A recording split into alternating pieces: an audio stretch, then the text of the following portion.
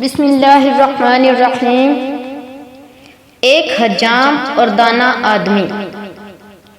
بوڑھے آدمی نے اطمینان سے بسم اللہ پڑھی اور حجام کی کرسی پر بال کٹوانے کے لیے بیٹھ گیا۔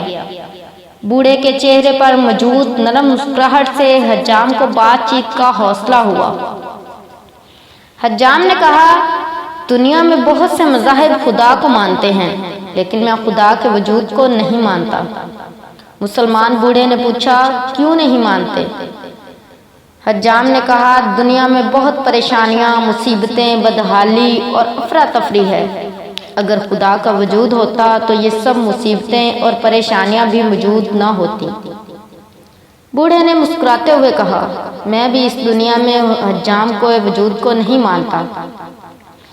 حجام نے پریشان ہو کر پوچھا، کیا مطلب؟ میں آپ کی بات نہیں سمجھا۔ بوڑھے نے حجام کی دکان سے باہر گزرتے ایک گندے اور لمبے بالوں والے شخص کی طرف اشارہ کر کے کہا، کیا تم اس شخص کے لمبے اور گندے بال دیکھ رہے ہو؟ حجام نے کہا، جی ہاں، لیکن اس کا میری بات سے کیا تعلق؟ بوڑھے نے نرم لہجے میں کہا، اگر حجام ہوتے تو لمبے اور گندے بالوں والے لوگ بھی نہ ہوتے۔